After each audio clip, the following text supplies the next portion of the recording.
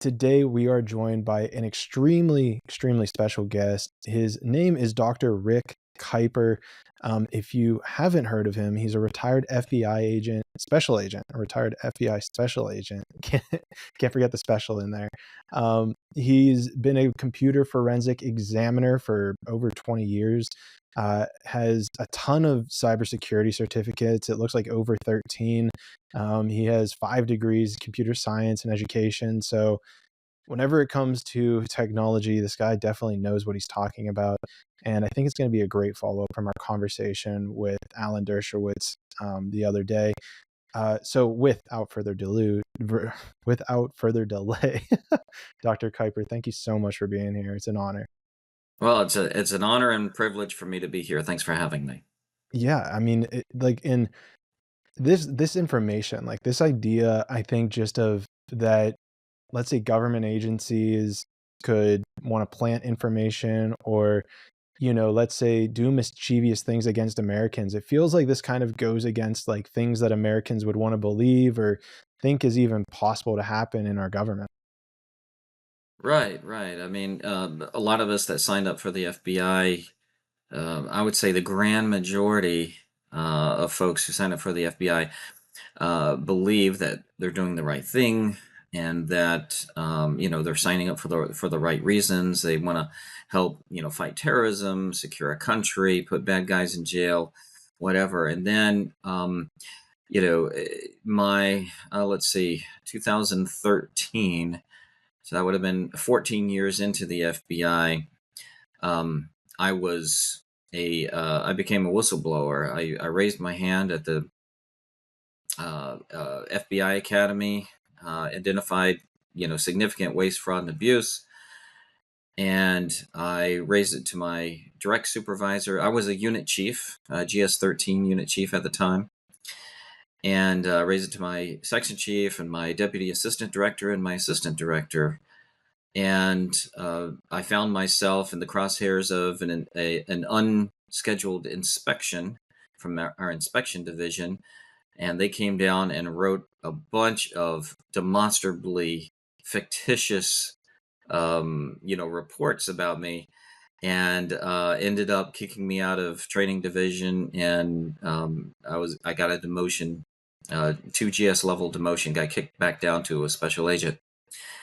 And yeah, it was a pretty egregious thing that they did, and there was no safeguards against it. And that was the first time I was like, you know, what did I get myself into? I mean, the FBI is the motto is fidelity, bravery, and integrity, and there's like no integrity. It's like fidelity, bravery, and never mind.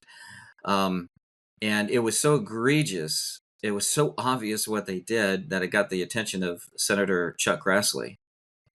And he invited me to come testify in front of the Senate Judiciary Committee against the FBI for whistleblower retaliation. And so when he received my information, and there were others. I mean, I wasn't the only one retaliated against in the FBI. But my case was so egregious. He sent 2 letters to the FBI requesting information, and they basically ignored him. And he said, "Okay, we're going to have a hearing, a public hearing." And so the deputy director, uh, Kevin Perkins at the time, came. He had to come testify. He invited me to testify, and as a result of this hearing, which was March of 2015. It's still on C-SPAN, by the way. I send people a link to it because it was a great experience, actually. But as a result of my testimony and my follow-up involvement with the committee, I kept contact with them, and as a result of that, they crafted a new law called the FBI Whistleblower Protection Enhancement Act of 2016, and it was passed unanimously by both houses. So there's a tolerance to a point, but then both sides of the aisle were just really outraged about what happened, not just in my case, but in general, what the FBI leadership is capable of doing. And part of the result of this, or part of the law, is basically anyone in the FBI can make a protected disclosure to anyone in their chain of command, from their supervisor all the way up, and to directly to Congress. And so this is why you're seeing all of a sudden a bunch of FBI employees going directly to Congress, with Jim Jordan's committee and so forth. So that's a result of what I had to go through when I made a protected disclosure to my section chief and deputy assistant director and assistant director. According to statute, according to 28 CFR 27.1A, that wasn't the correct procedure. I would have had to have gone directly to the deputy director or the director himself, because I belong to a headquarters division. And based on that, I didn't get any relief or remedy in my situation. But I take solace in the fact that going forward, a lot of employees in the FBI are now coming forward on the abuses. No, that's absolutely great. I mean, and it sounds like you were a trailblazer in that regard. And if I'm looking at this correctly, it looks like that Capitol Hill meeting would have probably been March either 12th or 16th at 2015. So if people are trying to look up for a specific date, Is I think it was March 4th. I think it March was March 4th. 4th of 2015. If you just go to Maybe I got the C-SPAN wrong and one. look for FBI whistleblower retaliation, it'll pop right up. Okay. Well, we can dig into that in a bit then. um, But I'm really interested then in maybe in your specific situation, right? Of like, we kind of got the high level overview of, there was waste, fraud, abuse. You brought that to your management. They basically had an investigation that then pinned extra information, or let's say alleged information against you, or illegal activity, whatever it would have been. Maybe it wasn't illegal, but like discriminatory things. I mean, are you able to go into like maybe more detail of like, that process of what you went through as a whistleblower, from like what you Sure. saw, then reporting, and then the chain of events from there? So just to give you an example, at the time when I was unit chief at the FBI Academy, my unit was called the Investigative Training Unit, and so I was in charge of the curriculum and the supervisors who were instructors of the new agents and new analysts in certain areas of their training. For example, financial crimes, cybersecurity, white collar crime, counterterrorism, domestic terrorism, and so forth. So uh, that unit was due to transfer into a brand new building that was being built. We were going to share that building with another intelligence unit. And the building, as it was being planned and constructed, it was being constructed as the whole building as something called a skiff. Do you know what a skiff is? I've heard the name before, but I'm drawing a blank on what it is. It's think of it as kind of a super secret place, protected place within a building that so everybody who works for the FBI needs top secret clearance. Okay, so you have that top secret clearance, but then you have additional clearances you can obtain in order to get into secret compartmentalized information. And the secret compartmentalized information facility that can handle that kind of information is called a SCIF. And so usually it's just a section of a building. They have special procedures for going in. You can't bring your cell phone in. It's very restrictive. Every embassy, every U.S. embassy has a SCIF where the country team of that in that United States embassy can talk freely in that space. It has physical protections against people listening, and but anyway, it's this whole building Okay, for the first time ever, we were going to have a whole building that's a skiff. And the justification for that they told me, was that we want to, be able to handle training people in this environment. And of course, if you're training people on top secret information, you need to be training them in a skiff in this way.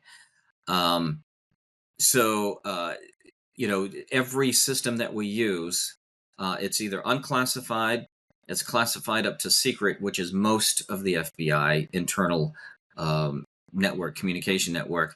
And then there's a separate network for top secret information. So we call it, the green network for like internet and unclassified, red network, which is the classified network up to secret, and then the yellow network, which is top secret. Okay. But it's very rare. It's actually very rare, believe it or not, for us to handle top secret information. I mean, it's the typical FBI employee, including agents. Um, the grand majority of them do not deal with top secret information on a regular basis. It's just very, very controlled. So for us to move our unit from this, this regular, let's call it a regular environment, into the skiff building would put so many additional requirements on my unit and the supervisors that worked for me, the teachers. And teachers meet with students. Nobody can bring in their cell phone. It just creates all kinds of problems, and it's wasteful because I asked the facilities management, uh, I guess, director of the FBI Academy. He had been there for 15 years, and I asked him, how many top secret training classes have you given in this space and in the whole FBI Academy? And he said one in 15 years. So I said, why are we making an entire building to accommodate this training that we almost never give? So I raised this issue because we're talking like Yeah. a $6 million additional cost to making this whole building a skiff. And plus, you have all of the additional requirements for the people like me and my unit going in there every single day Mhm. and having to deal with the restrictions. And by the way, they wanted me to offer my GS-14 level supervisory special agents to be um, uh, uh, escorts to workers that came in and had to work on the AC or the roof, you know, because you have to have a top secret skiff, with all those additional skiff requirements. You had to have somebody like that to be able to escort somebody who Mm. does not have those clearances. And so now you're talking about paying, a GS-14, in the area of, $80 an hour to be an escort for all these people. And anyway, there was no reason to do it. It was so costly, so wasteful. And I wrote up like a little white paper on it and sent it up the chain. I was like, this is ridiculous. It's the definition of government waste. Yeah. Okay, that was one thing. Another thing was the there was a plan by the OMB, Office of Management and Budget. There was a proposal by them to move new agent training from the FBI Academy to a facility in Georgia called FLETC, the Federal Law Enforcement Training Center. That's where every other federal agency trains their special agents, except for the FBI and the DEA. FBI, DEA are at Quantico, Virginia, and the Mm. FBI Academy, that area. But all the rest of them, Secret Service, DHS, all of them, the rest of them are trained at this one facility in Georgia, the FLETC Center. And so OMB wanted to move new agent training down there to save money. They said, we can. They're bean counters, they're trying to Yeah. save money where they can.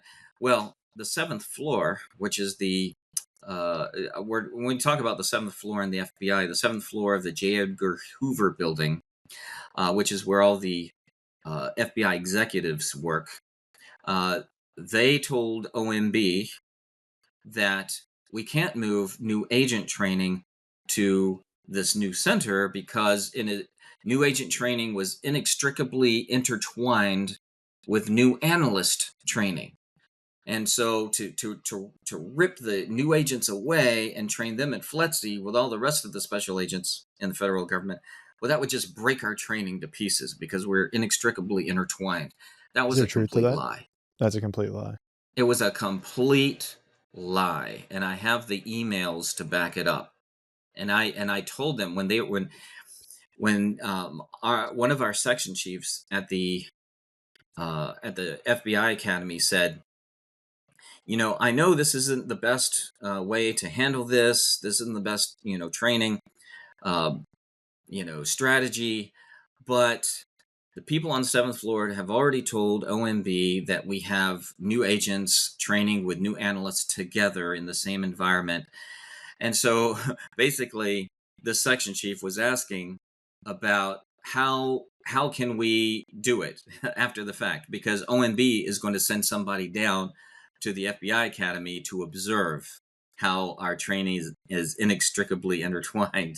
And Yeah. so the conspiracy was then crafted to then take new agents and new analysts and put their butts and seats together in a classroom as a show for OMB. The ones that wanted to take new agents out and send them Well, to so George's why would they facility. want to lie about this? Why do they want to keep the special agent training in Quantico? It's all about power and influence. So if you take it away from the folks at the FBI Academy, and when FBI Academy is actually part of the FBI's training division, which is part of the FBI's. Um, they're divided in kind of larger. You have divisions, and the divisions come under an executive assistant director for administration. So they all didn't want to give that up, and when they supervise such things, they want to be able to just either drive over to the FBI Academy, or they wanted it to be nice and convenient there instead of sending our new agents to FLETC, which I understand is a wonderful facility. They had room for us. They had plans to build the new FBI Academy on the premises so that we can all, share the same training facilities as federal agents. I was very um, neutral on the issue. I really didn't care either way. But what I did care about is lying to another federal agency. So I raised my hand and I said, this is problematic, what we're proposing to do here. And So now so that how was another reason. So these are the things that I raised, and all with a paper trail. And then I found myself in the crosshairs, like I said, of this inspection. Usually a division is inspected every 3 years in the FBI, unless they're called for special purposes to do an inspection. And that's what happened. Inspection division was called down, my unit, a couple of other units, just to make it, I guess, look like a legitimate inspection. But it wasn't a division-wide inspection like it usually is. They were there to take me out, and it was obvious. It was obvious. And so because I did not, real quick, was yeah. this all because of just those two white papers? Well, I mean, there were other things. Another issue that I brought up was the fact that as the training division, we did not have a documented business process. Believe it or not, that Okay. was the topic of my dissertation, by the way, is business processes in large organizations and how to coordinate training information, and connect them with business processes so you can track both. Okay, so that was another complaint. That was more of an inefficiency complaint, like the division was not like nobody knew who did what, and it was just a mess all the time, and everybody did what they could to put together, kind of throw together training. But I Mm. have 4 degrees in training. Apart from, I have 4 degrees in education. Apart from a second master's degree in information security engineering, and then all of the technical certifications in cybersecurity and digital forensics that you mentioned before. um, I really live in both worlds, in the world of education and training and the world of cybersecurity and digital forensics. And so that was something else that I had a problem with and that I raised to my management there. So um, there wasn't a defined process. I even offered to help them build the process, the documented process, so that when people are being cycled in and out of there, you had some stability, some continuity that could be relied upon. But anyway, they didn't want to hear it. These are um, members of the, what we call the senior executive service, SESers, the people at the top, senior managers of the FBI. And they don't want to hear about what can be improved. They don't want to hear about the problems. They just want people to say yes, put your Now, head what? Now, down, work. why And do you feel like that is? Why do you feel like in these agencies that, and I mean anywhere, because I see this as like leadership is so important, yes, especially if we're talking about efficiency, if we're talking about, especially when it comes to something the taxpayer dollars, like what would prevent them from actually wanting to improve something? Because like, and just to project a little, like I feel like if I'm going to improve something, it's going to look better on me. Maybe it boosts my ego a little, like more praise from other people. So like, what is it that's preventing these people from wanting to do something, make things better? I think most of it is just ego. Um, and I'll tell you a story in a little bit of another theory. But I think that leadership, especially leadership in these law enforcement organizations like the FBI, if there's a good idea and it's not their idea, it's not a good idea. Mm. Because everything is about moving up, right? Is about getting the next job, getting the next promotion. And if it's not something that you personally can take credit for, then they dismiss it. Oh, that's not good. I don't know if you knew, in the FBI, in order to move up, you start as a special agent. I'll just talk special agent for right now. You're assigned to a field office. You spend a few years there, and you can apply to be a supervisor at headquarters. Okay, so you have to move from wherever you are to headquarters. And then you spend a couple of years there, you can apply to be a field supervisor in another field office. So you move your family there. After a few years, you can apply to be a unit chief at a headquarters division. So you got to go back to DC. And then you can apply to be a section chief in the field. I'm sorry, assistant special agent in charge of a field office. So you go to a third field office and work for a couple of years, and then you can apply to be a section chief back at headquarters. Go back to headquarters. Then you can apply to be a special agent in charge of a small office. Go back out to the field. And then you can apply to be a deputy assistant director. Go back to headquarters. You can apply to be a large office special agent in charge. Go back to the field. Then you can apply to be a assistant director and go back to headquarters. So imagine the kind of person that Yeah. would do that to their family. Yeah. Okay. It has to And be for all about special them. agents, you got to do it before you're 57, because that's when you get kicked out. Okay. Wow. So, yeah. So the, and a lot of them get to those higher levels and have lost their family, have lost everything, become very embittered. Um, I was speaking to, the story I was going to share with you is, in the Miami field office, I was speaking to a counselor. I wasn't there for counseling, but I went to his office because he's a friend of mine. He's a counselor for the Employee Assistance Program in the FBI.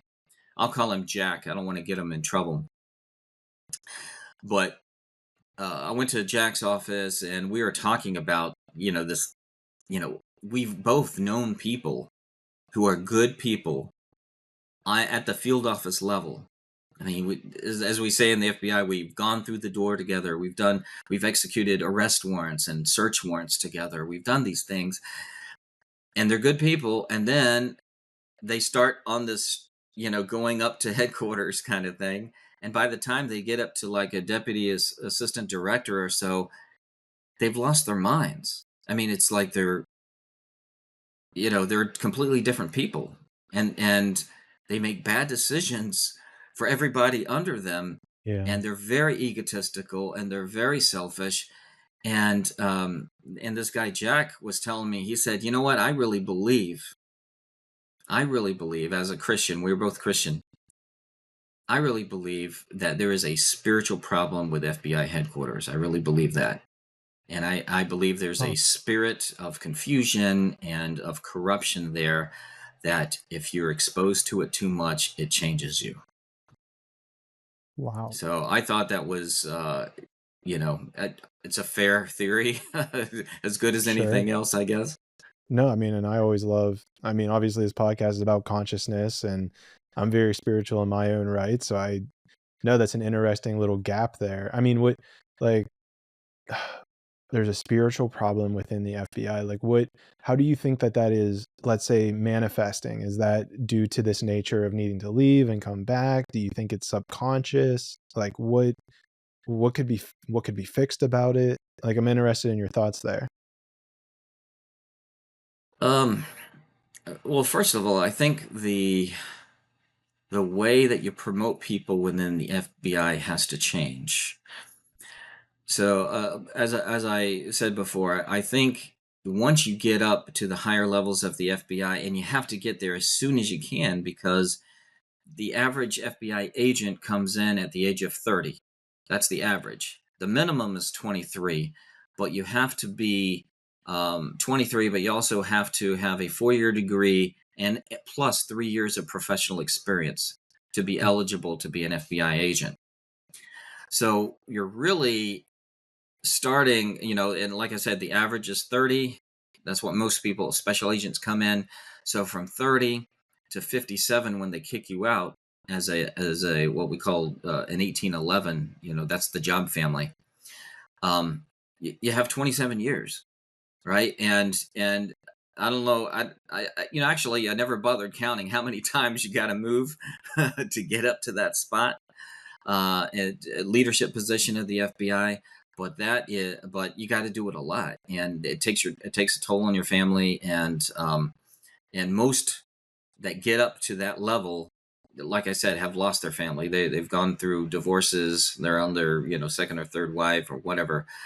Um, there was a guy who was, and they call someone who goes up very fast. They call him a blue flamer. Okay, someone that's got a blue flame going like a rocket ship up to the Okay. top. And there was a executive assistant director at headquarters. This is in the early 2000s, and he was suspected of having an affair with a secretary who was a former Miss South Carolina. Okay, and it was like an open secret kind of. Yeah. And finally, it got to the director, who was Bob Mueller at the time. And Mueller, the story goes, Mueller brought him into his office and asked him about this affair, and he denied it. And then Bob Mueller put in remember VHS tapes? He Oh put yeah. in a VHS tape of the CCTV cameras in the J. Edgar Hoover building parking lot that's below the building. And there was this executive and his secretary on top of his car. Oh wow. Yeah. And Bob Mueller turned to this guy and said, "Pack your stuff, you're gone." Okay. To his credit, okay, he fired the guy. Yeah. Um, so, but there's so many people up at that level that are just devoid of a true north. They're so devoid of the concept of right and wrong. If you watch these people as they testify in Congress, if Director Wray himself, James Comey, the deputy directors that he sends, Paul Abate. these people that go there. If you remember Peter Strzok Mm, and Lisa Page, remember the thing they had yeah. with the cell phones, texting each other. That is, well, I'll tell you about that too. After that became public, Director Ray told Congress, we're going to take care of this problem. And what he did is he promoted Peter Strzok to be Deputy Assistant Director of Human Resources Division. Okay, and he gave all 33,000 FBI employees corporate training on how to do what those two knuckleheads were doing, and that is texting each other on bureau phones about the subject of an investigation. Regular special agents coming out of Quantico, they beat it into our heads. We never ever talk about the subject of our investigation. You can talk about it, but don't put it into a text or an Yeah. email or any other document that you don't want to be uh, provided in discovery or produced in discovery in court, because it's all discoverable. We all know this, Yeah. but we all had to get trained on not to do it because two executives at the top were caught doing it. So these executives circled the wagons. If they ever get in trouble, they circle the wagons, and their solution is, well, everybody needs to get trained on this, and then there's no accountability.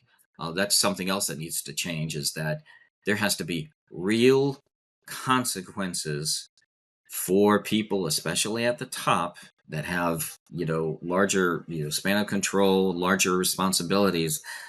They need to be held accountable for malfeasance, and it's just not happening. And so if you're not holding them accountable, you're going to get more of the same.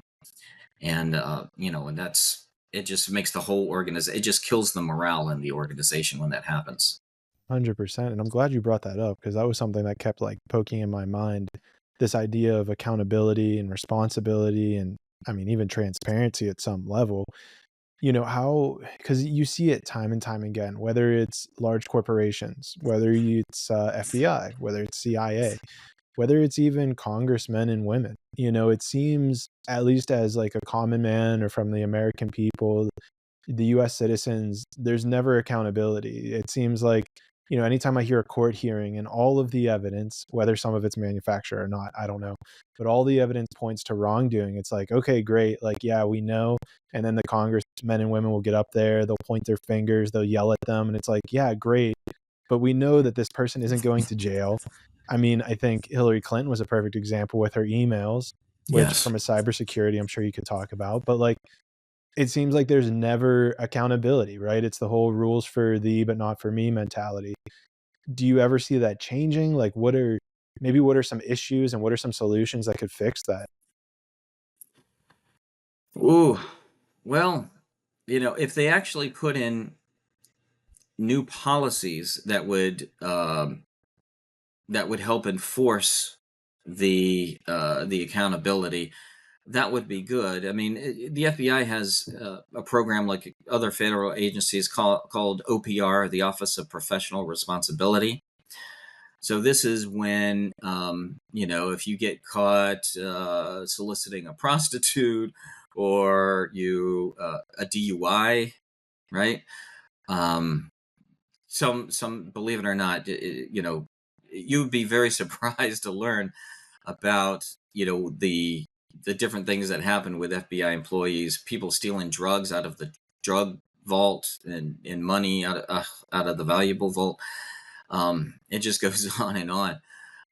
And the Office of Professional Responsibility does have tables that define each violation and what the consequences, what the minimum consequence is, what the maximum consequences, and they do give a lot of adverse consequence to those who lie under oath. I mean, that's something that there's like no tolerance for whatsoever. But a lot of times, these other things that they get caught in, lying on documents, like in my case, It was obvious they were obviously lying on these documents. One of the things I was accused of, for example, was as a leadership deficiency as a unit chief, is that I had taken a one of my instructors out of instruction. Like, okay, you can't teach anymore because of what I observed him teaching in the classroom. And then I gave that person an outstanding review. Okay, that's what I was accused of. Okay, well, when you read the report, they named the wrong person. I indeed did take a supervisor out of the classroom and put him on administrative duties, curriculum development duties, um, because of what I saw. But it was the wrong person in the report. They went to the file and they saw the outstanding report that I gave on the guy that they named, but that's not the guy that I removed. And I tell you, that guy was upset when he was named, but they wouldn't change it. They wouldn't change it. And it was so it was so obviously made up, or the mistakes. I think a mistake, if you let it go long enough, okay, maybe some of these things are mistakes, but then if you don't correct the mistake and you try to cover up the mistake, you take steps to make sure that it's not discovered, and or you just ignore it, that's when it becomes malfeasance to me. If you make a mistake, own up to the mistake, take steps to correct it, and then we can all move on. But that's not what happens, especially in the higher levels of the FBI. That is not what happens. They either ignore it. They'll bring down attorneys from the Office of General Counsel, OGC, and they will fight it in court, and they will drag it on for years if they can, until they get some sort of a court ruling that compels them to do something. When I testified in the 2015 hearing, there was an attorney sitting to my right. He was kind of in the center of the panel. He's a prominent whistleblower attorney in Washington, D.C., and he reported in his part that there really have only been 3 positively adjudicated whistleblower cases in the history of the FBI. Okay, of all the century-long history of the FBI, there's only been 3 times where there's been a whistleblower and it's been adjudicated to the favor of the whistleblower. 3 times in the entire history, and the average of what it took to get there was 10 years. So that's why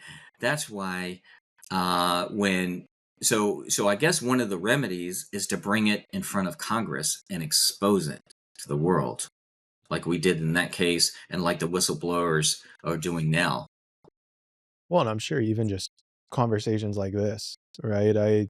I truly see, and I mean, this is a huge reason I started my podcast 3 years ago, was that I truly see that podcasts are going to be like the next form of media. Like I think that, the corporate media is just, it's at a slow burnout, and I just see that as ending at some point in the future, and conversations like this are where people are more in tune. They want to hear more of like getting those ideas out, hearing your story, hearing other people's story, because I think it makes it more concrete as opposed to just, snap opinions that you hear in the media, and, they'll just clip stuff up and you kind of can't really tell.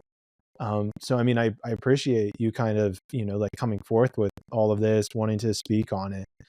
Is there, and maybe that brings up another interesting question, like, is there any fear that, talking about this publicly could bring forth other things from the FBI that they might want to, knock on your door and make up some other stuff to get you?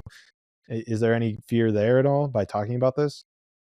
There is some fear. I mean, I'm in a position though that all of my children have graduated college, and I have 11 grandchildren. A 12th is on the way. Congrats. Really, if anything happened to me, my family will be fine. Unlike a lot of the current employees of the FBI who are dependent not only on the job, but they keep the job, and they carry it to retirement. Because you don't want to losing that pension is a tough thing. Yeah, and a lot of these whistleblowers that you see coming to Congress directly have, some of them have, 10 years or more experience in the FBI, and they're kind of on the downhill slope towards retirement and getting that pension. And like Nicole Parker is one of the whistleblowers. I think she's working for Fox News, as a matter of fact. But I worked with Nicole in the Miami field office. We worked on a case together, a murder on the high seas, investigation on a cruise ship. There was a murder on a cruise ship, and I was the forensic examiner that supported the case. But I mean, even back then, we were talking like we could see the handwriting on the wall and see how things were going down in the FBI, and we were focused on all the wrong stuff. When Comey came in, he created a brand new section at headquarters called the Diversity and Inclusion section. Like a lot of organizations, Yeah. they created these sections, and really to the detriment. And the idea, it's just like communism. The idea is on paper is good, but the implementation has unintended consequences. And when you're putting a lot of your resources into trying to get the right demographic numbers, you're cutting corners necessarily. You have to be cutting quarters on other things that you're focused on, like competence, integrity, and so Yeah. you end up getting a workforce that is, well, maybe it's biologically diverse, as if that matters. But in advancement, so you have recruitment and hiring and advancement are all, uh, you know, uh, dictated by the diversity and inclusion section and their policies. And it's like, why can't we just get people who want to do the job, who are loyal to the United States of America, and will work hard day in and day out, and just, have those be the criteria, you know? Yeah. So anyway, and we could see, and people that the good people that have moved on, retired, and there's, obviously there's a lot of retirees from the FBI, and we're looking back on this once great organization that's at the center of our resume, and we're like, I can't believe they're doing this. I can't believe they're making this decision, but it's a result of this, years long dissension into, perversion and everything that they're not supposed to be focused on. Do you, yeah, because I mean, touching on that DEI point, right, is I know I've seen that with my dad has an architect firm here in Pittsburgh, and I know that one of the jobs he was bidding on is like they had a requirement that 25% of your workforce had to be black. And for him in Pittsburgh, there's only like 2%, I think, of the architects are black. So it's like, how in the world are you even supposed to make up? And he's an extremely diverse workforce too. He has people from Asia, he has women, he has like all of it essentially, like people who speak multiple languages. Like it's insane. So, that's always like a very tricky subject because to me, it's like, it seems like it's coming from a good place, but then when you enact it, it's like, what's the consequence of it? And I mean, I'm on board. It feels like, competency should come before our skin color, before our ethnicity, before our sex, whatever it is. Um, and then to kind of go into what you're talking about at the end there about, all of these, it seems like when, at least from me, from an outside, because I love studying history, I love studying like large businesses and organizations. It seems like when they become so big that they start cutting corners, they start making decisions that the people at the bottom are like, why would you do this? So do you see in regards to maybe like the FBI, the CIA, do you think they're at a place where they could make these adjustments for them to become, let's say, more spiritual? Or is it something where we just need to tear them apart and scatter them to the wind and start from scratch?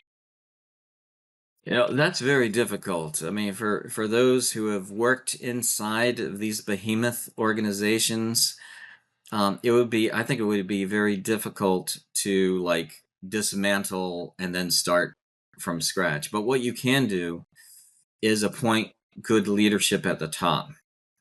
And that good leadership can then surround himself or herself with good leaders, that work for him. And then Mm, those trusting them to then put people around them that are good. And then it's got to be from the top. Um, and I think if you do that, I mean, because the FBI structurally, institutionally, is still very, very good. I mean, the process we put in place are, I don't want to, brag too much about, the computer forensics, but the computer analysis response team, which are the computer forensic examiners in the FBI, are, the best in the business. Um, and, we bring in people from the military. There's a lot of good institutional knowledge, but the structurally the processes that we have in place are very, very good. Our evidence control is, and our evidence management is very good. Our ability to manage cases and multiple cases across multiple jurisdictions and states, the process of requesting work to be done in another field office and getting that communication back, it's really structurally is very, very good. And the people that are at the pointy end of the spear doing the work day in and day out are by and large very, very good people. um, but it's just it's the leadership and the ones that are at the top making these dumb decisions and getting into trouble personally on a regular basis, and then covering up their mistakes, or covering up, maybe there's mistakes made down at the pointy end of the spear, but they won't admit it. They'll fight it in court. It's just terrible. But I can't see the total dismantlement of it. But I can see a large scale replacement of leadership. The main problem, and the tricky part of that, is continuity. The people mm. that know the business processes of the organization, they have to be, you have to be competent, but you also have to have integrity. It's almost like, well, I can deal with somebody who has integrity and is willing to learn, but maybe doesn't have all the competencies. They can learn the competencies, but they need to have the integrity first. I think that's the most important thing, is just getting good people at the top. And like I said, maybe preserving that cadre of people with integrity by not making it so complicated to go up in the ranks, to advance, moving your family back and forth from different field offices to headquarters. Um, so anyway, I think that would, nobody's going to be appointing me as director of the FBI, but I could certainly go to training division and help fix training division for sure. Well, I mean, with that being said, we do have a new president coming in January. So, if you had Donald Trump's ear, are there certain people who you would recommend or who you would at least like to see being appointed as the director or any of these other higher positions? I think General Michael Michael Flynn Flynn. would be a great director of the FBI. Was he there? Didn't something happen to him? Where didn't he get investigated for something? Yes, yes, he was. During the right after the 2016 election, he started to make contracts with his counterparts in Russia and other countries. That's just part of the transition, and so he was being investigated, and and like the Russian collusion hoax. Everybody in the Trump campaign was being investigated, basically. But then what happened with General Flynn is that he was like, well, um, uh, he didn't do anything wrong. Um, James Comey sent two investigators to meet with him to basically to entrap him into saying something wrong, and to about the contacts that he's had with his Russian counterparts, and they basically said, okay, we're going to indict you for obstruction of justice. I think it was USC 1001. I think is what he was charged with. I don't quote me on that, but basically they got him on something, and he's like, no, I didn't lie. I I told you what I knew at the time, and I was very open about it. Of course, they were listening to his conversations, but the thing is, they went after his son, and they said, "We're going to indict your son if you don't plead guilty." And so he had to plead guilty. How And are they able to do so, that? How are they able to yeah, indict and his son? they, I forgot what his son, what the problem was with his son. I think it was some white collar crime issue or some financial thing. I can't remember what it was, but I remember that they were leveraging that part to get to him to plead Mm, guilty. And so, and that's what they, you know, we talk about the FBI being corrupt, but you also have a Department of Justice full of very ambitious prosecutors called Assistant United States Attorneys, AUSAs, who are very ambitious, and they want to make a name for themselves, and they go after big game. We talk about the weaponization of government, right, with Jim Jordan's select committee on the weaponization of government. And everybody thinks, okay, well, you can weaponize the government against your political enemies in an attack, but you can also weaponize the government as a defense weapon, to shield your wrongdoing. And you can also use a weapon to go after big game. And I think people like General Flynn is big game, and even Keith Raniere, which is someone who was vilified in the media. As I was approaching retirement, I didn't keep up with any current events, but I later learned that this was someone who was just excoriated in the media and was considered a high profile target by the FBI. And so there are a variety of awards to be had, and um, promotions, and what we call quality step increases, which is kind of like a promotion within your grade, a within grade increase that follows you for the rest of your career. There's all kinds of incentives to get your guy. And on the DOJ side, it's the same thing. You get to move up in the DOJ to be a senior prosecutor or a managing AUSA, what we call a MAUSA, managing AUSA, or leave completely and take a 7-figure job somewhere, which is what a lot of them do. So it's the incentives are there to do the wrong thing, unfortunately. yeah, and I mean that's just so what the like you're saying, the incentives are there, and then especially it seems like if you're missing that moral compass too, that would make it easier to take those baits. Because I know in my life I got to a point where I was a computer engineer as well, not as many degrees as you, but just one. But I was a software engineer for General Atomics, and I got to a point in my life where like I had enough money, I was living in a perfect situation, but there was like a piece of me that still felt unfulfilled, right? Like there was something bigger to pursue. And it seems to me like, you bring this back to a spiritual corruption within the FBI. And it sounds to me, even in these situations, you're talking about Michael Flynn going after their kid.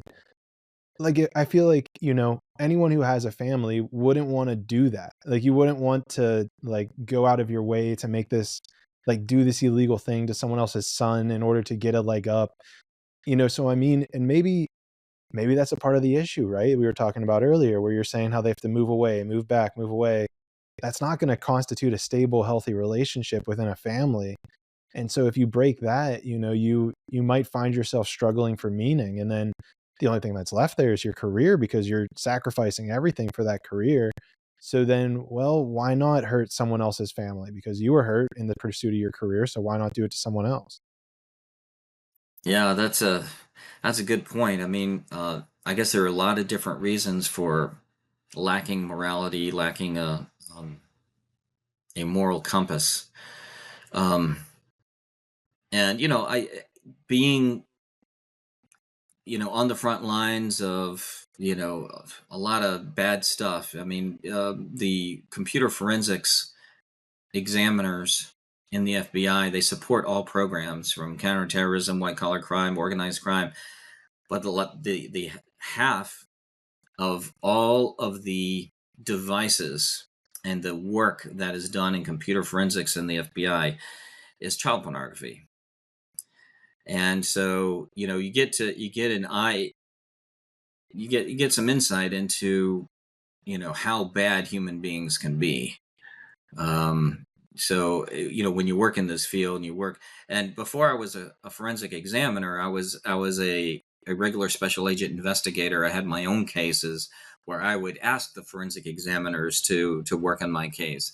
So I come from it from both angles. I was an investigator, special agent investigator. I was also an assistant legal attaché overseas in San Salvador. I worked in headquarters on a case management, uh, moving our case management system from a system of paper to an electronic system of record. Um, of course, I was, unit chief at the FBI Academy. So I really value the breadth of experience that I have there in the FBI. But the whole time we're always cognizant, or should be, that we're dealing with human beings. One, and that every human being deserves respect. We always treat everybody nicely. At the pointy end of the spear, when we're arresting people, we are very, very nice. In the academy, they teach us to be nice, courteous always.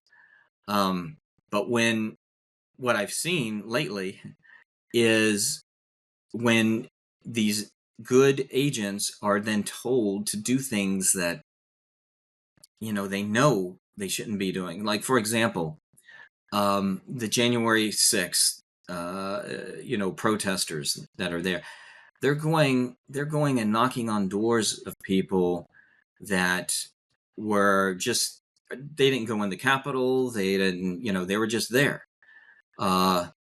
And maybe they posted something on social media. Well, then they get a door knock, and that's very intimidating to get something like that from the FBI. There are a lot of videos, you may have seen them, where people are recording this. The FBI comes up, they're very nice, they're very courteous, and the person says, "Okay," and they say, "Can I come in?" "Nope, we're going to stay right here, and you're being recorded." Um, okay, well, we're from the FBI. Can I see your credentials? Well, and then they start getting a little cagey about that, and then come to find out they're they're knocking on the door because of something they posted on social media. If it was threatening, that would go into an affidavit, and that person would probably be arrested. But it's just like the use of intimidation that's happening right now, and these agents that are going out and doing this should really be pushing back.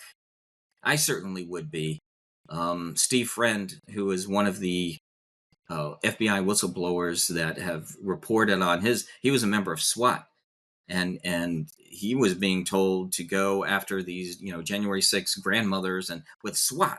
You know, I was in Crazy. Miami when they went after Roger Stone. Okay, and they had two flavors of SWAT. Actually, they had this water-based SWAT team that came in from one side of his house, and then a land-based SWAT team come Wow. over in the front of his house. And of course, CNN was there before the FBI was there, so that tells you something, right? Yeah. Uh, and this guy's got there's not a scintilla of evidence that this guy has ever been violent to anybody, and they send in SWAT. It's being abused. The process is now being abused, and I'm really disappointed that more whistleblowers aren't coming forward and stepping up and refusing to do this stuff. and then coming forward as whistleblowers. There are a lot. I mean, there's like, I don't know, I think there's more than 50 whistleblowers now in the queue, but that shouldn't be happening. You shouldn't be, we have to follow lawful orders, but there should be really some pushback on this ridiculous stuff. And it's kind of encouraging to see that the public now knows their rights. Like, okay, if you have a warrant, you can come in. Obviously, if you don't have a warrant, have a nice day, kind of thing. Yeah. The FBI cannot exist, cannot do their job at all without the help of the public. There's just not enough agents to investigate all of the crimes that they have, all the violations of statute that come under their purview. There's not enough. So we have to rely on the cooperation of the public, and bringing in confidential human sources, informants. I was also the confidential human source coordinator in Miami. But we are absolutely rely on others to help us to do this, to do the job. And I think the FBI has now alienated the public, and it's the Mm. trust is at an all-time low of the Well, FBI. I mean, that's crazy too, right? Is like the trust seems like an all-time low with everything.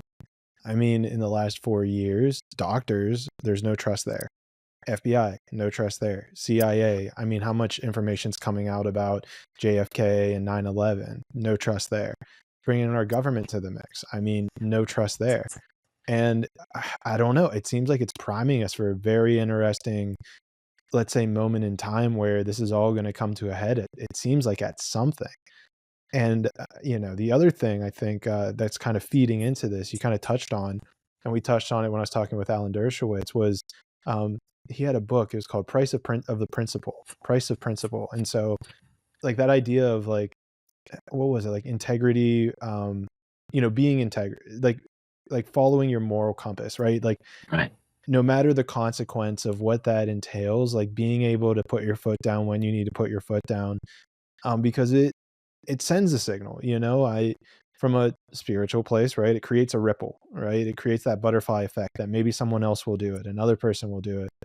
And maybe there aren't enough people in a position to be able to say no, or to say like what's going on. They have family, they have a mortgage, they need the pay's good, so they need the money. And it I mean, I get it. Like I get how difficult it is, but it seems like the more you're willing to compromise your moral compass, the more quickly you're going to find yourself in a dark place and compromising other things that maybe are more important to you, because it's like slippery slope. It's like once you start down that path, the momentum is going to keep taking you in that direction. Especially for those who have families. Like I mentioned, I have 4 children and almost 12 grandchildren. To me, it's very important for them to know what kind of a person I am. Mm, And it's important for them to know that when it came time, to do my part in making this world a better place, that I did everything I could. Through the FBI and their normal practices, but also when things went wrong in the FBI, in order to help fix the problem, I exposed the problem, and I exposed it in such a way that those who came after me are now benefiting from that. And like I said, I have, uh, you know, being able to go to Congress and testify as a serving FBI special agent against the FBI. I don't think it's ever been done. Former FBI agents have come in and so forth, but I don't think a serving active duty FBI agent has ever gone to Congress and testified against the FBI. Um, but I was already at that time. My children were in, let's see, 2 of them had already graduated and 2 of them were still in college.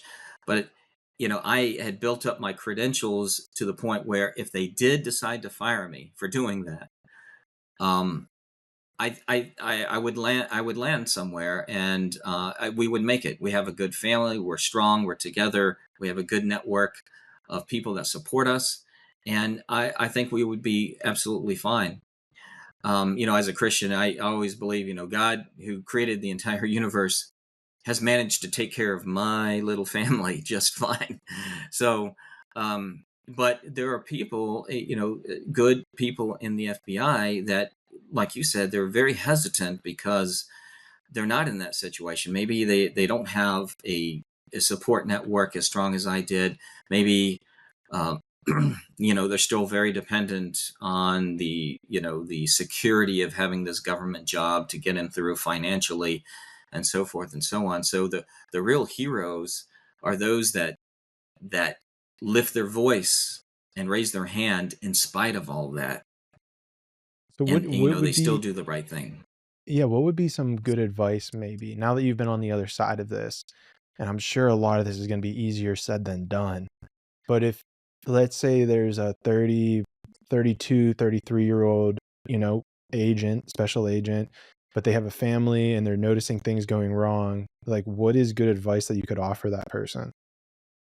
Well, I would advise them to expand their network of support to family, church, friends, you know, uh, build that network of people that will support you. Also, build your credentials, build, get, if there's a training, any kind of training opportunity. One of the great things that the FBI does is that it will pay for training. Within the FBI, there's training, but also they will pay for external um, uh, certifications. They'll pay for full degrees. My PhD was paid for by the FBI. So take advantage of all of those training opportunities, any opportunity you can to build your credentials, build your experience. You'll be in a much better position to then, if you ever see anything, that any example of waste, fraud, and abuse, you'd be in a much better position. You'll have your network of family, church, and friends, but you also have your credentials. So that'll put you a lot more at ease than someone who doesn't have all of that. And if they raise a hand, they know what's going to happen to them.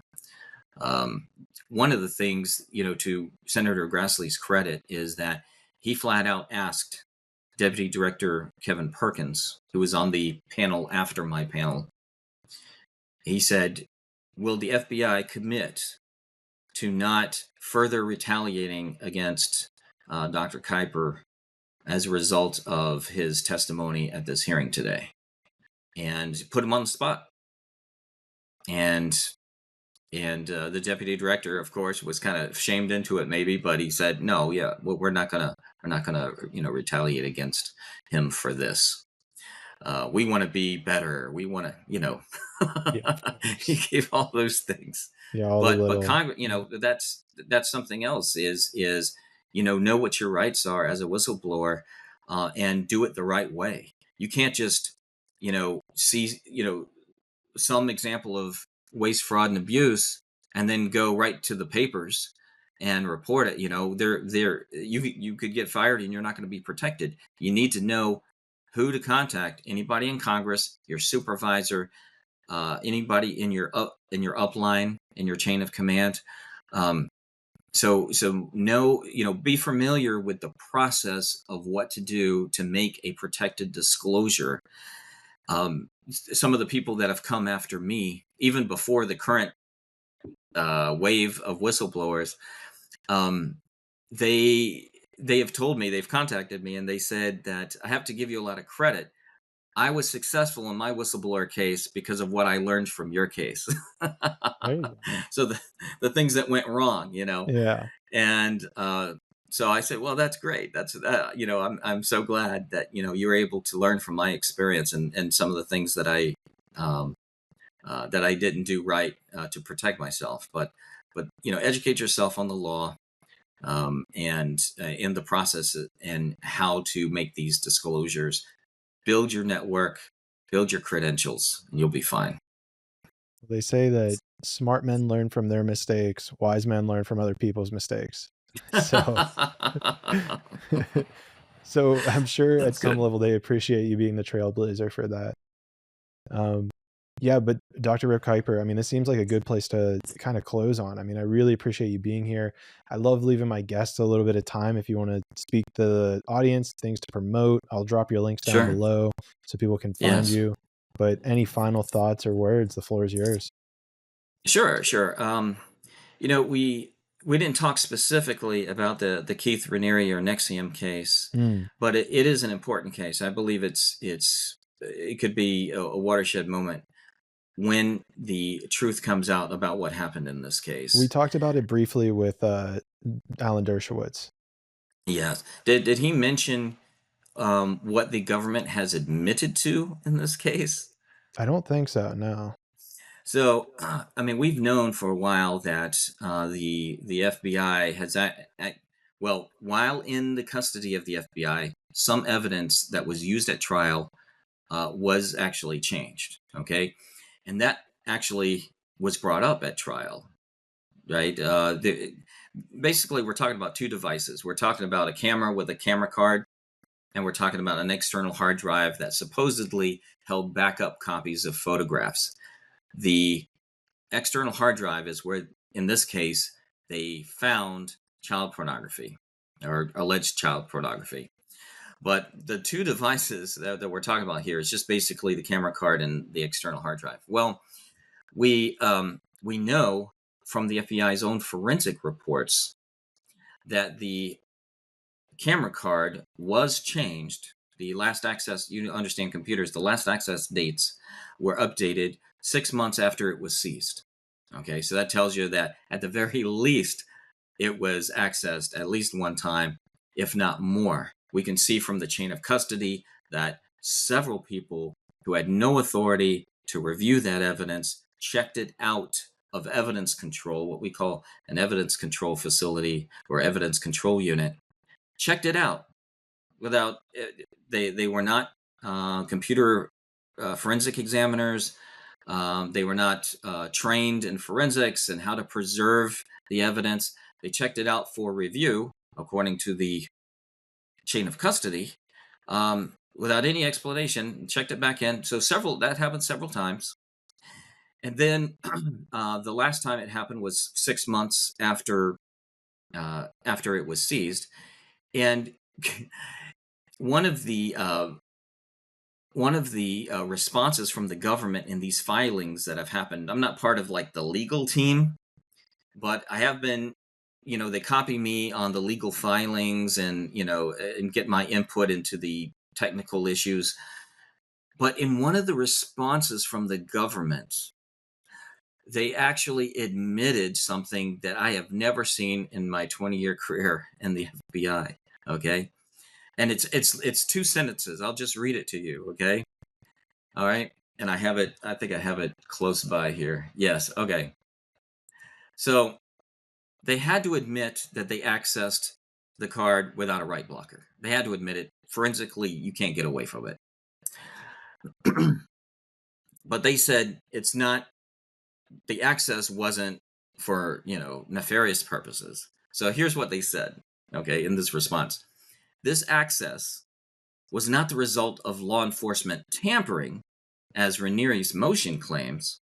Rather, having no reason to believe that the metadata of the contents of the camera card had any evidentiary value, law enforcement agents directed that a photograph technician copy the photographs from the camera card in order to provide the photographs more expeditiously to defense counsel. Unquote. Okay, that's what they said. Yeah, and you're like, what? Wow. So here's what they admit in just these two sentences. Okay, they admitted they intentionally circumvented the CART process, Computer Analysis Response Team, CART. All digital evidence goes to CART for preservation first, before it's reviewed by anybody. It has to be preserved. CART then, on the preserved evidence, on the preserved copy, they point their tools at it and they extract information and they parse the information to make it human readable, and they have a lot of tools for that. But they circumvented that entire process and gave it to some photograph technician who, by the way, is not on the chain of custody. Okay? not on the chain of custody, unidentified. This person's credentials, this person and this person's credentials were never presented at trial. And this is the person that altered the evidence, okay? So they admit they circumvented CART, the only device in the entire case, the only digital evidence device that they treated this way, okay? Every other device was sent right to CART, but not the camera card, okay? They circumvented CART. They intentionally gave it to a person who was not trained and not authorized to review it. They intentionally left this person off of the chain of custody, hid this person, basically concealed this person. And now in the second sentence there, they're saying, well, they did this because they didn't think the metadata was important. Well, the metadata on the external hard drive where the supposed child pornography was, the metadata was the only forensic evidence that they used to date those pictures to the year 2005, where the woman depicted in those pictures would have been 15 years old. Okay?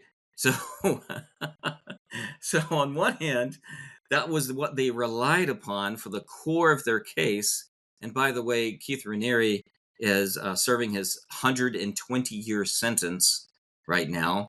Okay, so they're saying metadata was crucial to the case. Like, gosh, you can't change timestamps, right? Yeah.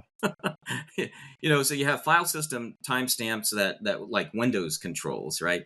But then you have internal timestamps in the EXIF data of the photograph itself. That's what the camera puts there. And they're saying, well, that's super reliable. I taught my grandson how to do it in like a minute.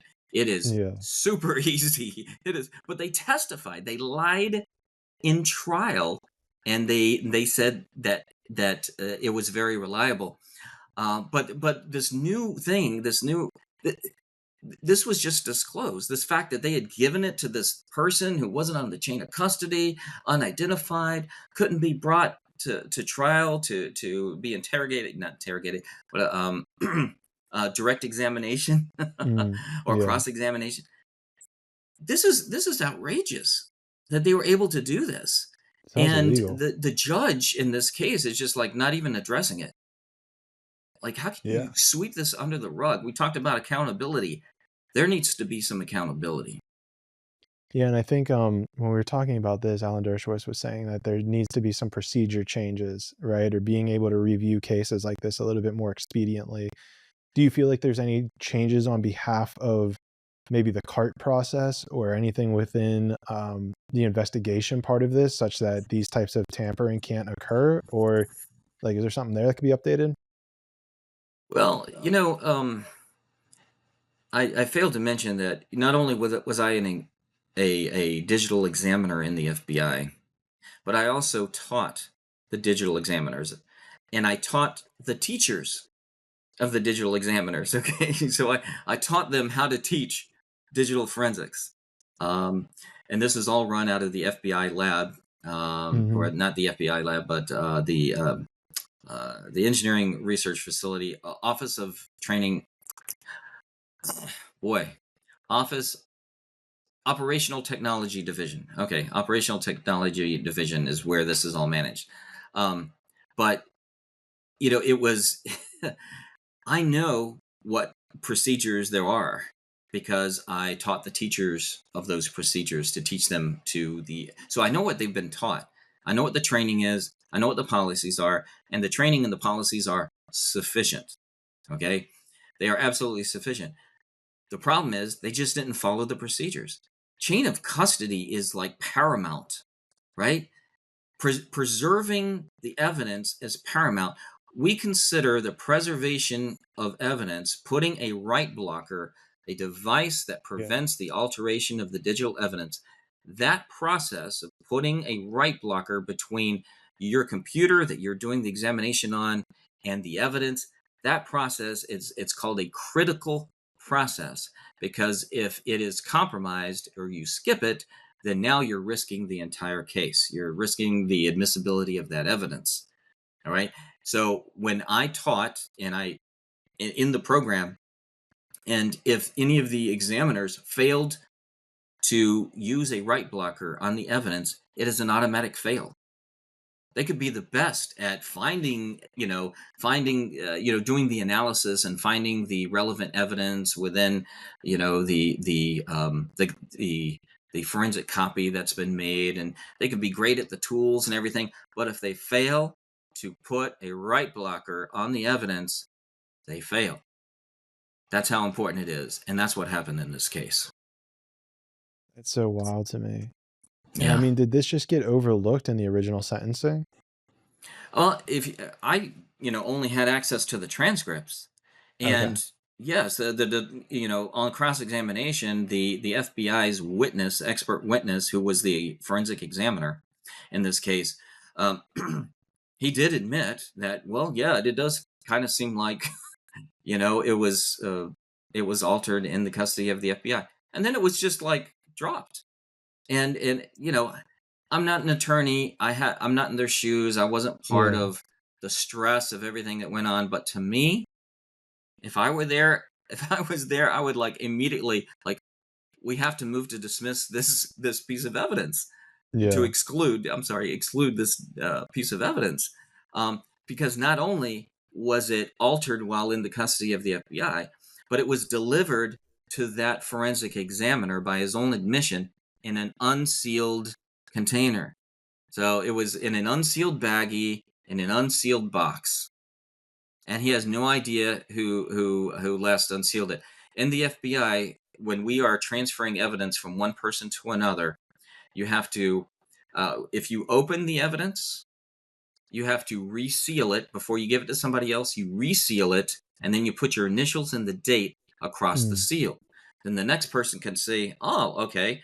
Well, this person, signed the seal on the evidence, and they're the next person in the chain of custody. Okay, this is good." And then you have confidence in the evidence, Mm. right? That's the way it's supposed to work. You have a chain of custody, and then you have this sealing and unsealing procedure, and neither one of those were followed in this case. And that's just, I mean, really the tip of the iceberg. Yeah. And when this new revelation came with this photograph technician who's not even on the chain of custody, is the one who had it at the last access, when the last access times were Yeah. updated. This person, this unnamed person, they're saying was the one, this photograph technician was the one who was responsible for that. But don't worry, it wasn't for nefarious reasons. Of Well, course. let's put that in front of a jury and see if it makes a difference. I think it probably would have. Definitely. Ah, well, I'll tell you this, I can tell from my perspective, it seems like, and it looks like you and, Mr. Dershowitz are doing an excellent work here. I mean, preserving the justice system to the best that you guys can. And I guess my hope is that by this podcast, both your podcast getting out there, people can be more aware of maybe the biases that we can take into place when we're just reading headlines or hearing skimming off the top of stuff, and realizing that it's a lot more complex than just what it says on the headline or just like the top layer. So I definitely want to at least say I appreciate it, and maybe someone listening can reach out to you guys, provide some assistance if there's anything that they can do. So hopefully that's there as well. 100% agree. The biggest thing is accountability. We need to raise awareness about this, and then we need to hold them accountable. I mean, no more covers up, no more. Alan Dershowitz one time said in one of the interviews we did together, he said that the biggest problem in the judicial system right now are these judges. These judges that just want the case to go away, just want resolution of the Mm, case, and they'll accept just about anything to just make the case go away. They're not thinking. It's not just a technical problem. Of course, they don't understand like the computer forensics part, maybe, but the fact that they won't even look at obvious malfeasance, where yeah, you're giving evidence to someone who's altered it, and then you conceal the identity of that person, that the and you withhold that from the jury. I mean, and you're not even going to consider that. and we're To me, talking it's about just outrageous. people's lives too. It's not like Yes. it's not like these judges, it's like, oh, like maybe it's money, but like when you're like money's one, it's definitely important, but like the next layer is like lives. If you're talking about people's lives, their livelihood, their public reputation, I mean, that's a whole nother layer to it as Yeah, their well. freedom. Yeah, their freedom. Yeah, the thing It's that this entire country is based upon. absolutely, absolutely. Well, Dr. Kuyper, I appreciate it. How can the individual person maybe help in this endeavor? Well, the I was asked recently to create an X account. So I am on X. Rick Kuyper. I'm the only Rick Kuyper out there, I think, on social Okay. media. So I'm on X. I'm on Truth Social. Those are the two main ones. Um, People can look me up there and contact me through there if they like. Also, I have a website, KuyperTechUSA.com, and spelled KIPERTEK USA.com. People can contact me there as well. And I'm on LinkedIn as well, Dr. Rick Kuyper. Amazing. Well, I appreciate your time, doctor. I mean, thanks for being here. It was definitely a very, I know I learned. I know I learned a lot here. So thank you so much for being here. Guys, go check out his stuff. Share this for sure. Even if, you don't want to reach out to him, I know sharing this, getting the message out there any way you can, whether it's on your X account, whether it's on your Instagram page, whatever it is, sharing this knowledge at least brings awareness to it. So I really appreciate you guys all being there. And if for any reason we don't talk in this dimension, I know for sure that we'll see each other in the sixth dimension.